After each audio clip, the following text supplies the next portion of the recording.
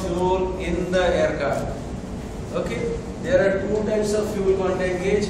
One is known as a float type of fuel content gauge, another is of capacitance type of fuel content gauge. Okay, so first we will learn the float type of fuel content gauge.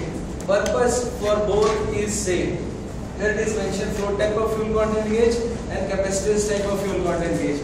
But the purpose of both is same. Both will indicate the remaining amount of fuel in the aircraft.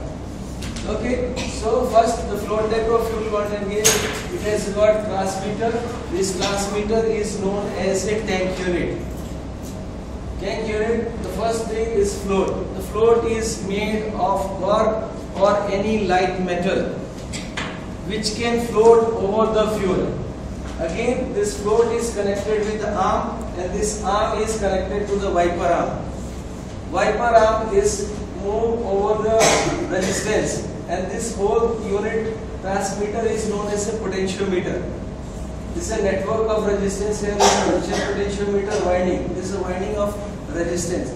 So the float is connected to the arm is connected to the wiper will move over the resistance. So as per the variation of this wiper arm over the resistance, so the resistance is varied. Again, the potentiometer is used to vary the voltage.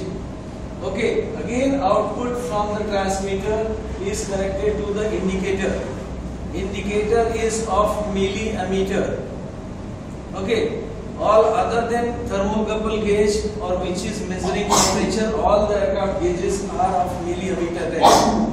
Again here the supply is connected through the circuit breaker to the transmitter.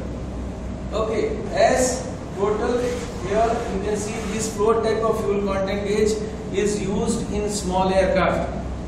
Okay, again this type of float type of fuel content gauge is used in small or light aircraft.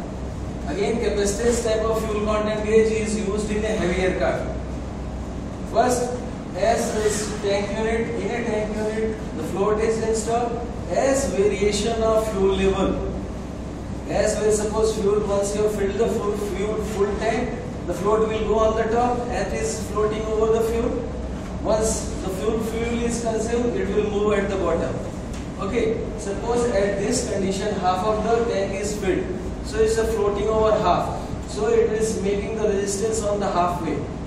Same way as it moves, fuel is empty, so it will move at the bottom. So this wiper arm will move over the end of the resistance. So end of the resistance, that time it will utilize maximum amount of resistance. One end is maximum amount, another end is minimum amount. So here suppose there is no fuel, the float is touching at the bottom of the tank unit. Same way the wiper arm will move at the another one end. So one end the maximum amount of resistance is utilized. So as the potentiometer will give minimum amount of current and it will indicate suppose 0, the tank is empty. Same way as a halfway again the float is floating at the halfway and its wiper arm is connected to the wiper arm. So it is, suppose as this situation, it is touching at the center point. So the half of the voltage, suppose whatever the input is given, half of it is consumed by your potentiometer resistance.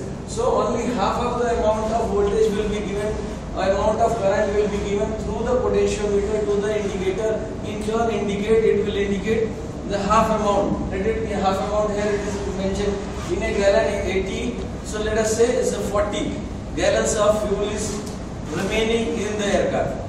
If suppose another condition, the tank is full. So tank is full, the float level will come at the top. So float level will move at the top. Same times with the help of arm, wiper arm will move at the another end of the potentiometer. So once it is moved another end, one end, so minimum amount of your current is utilized and the maximum amount of current will flow to the indicator to indicate the tank is full. Suppose here example 80 gallon is mentioned. So at that time the maximum amount of current will be flowing to the indicator and it will be indicating full amount of fuel whatever is remaining in the aircraft. Okay, any doubt?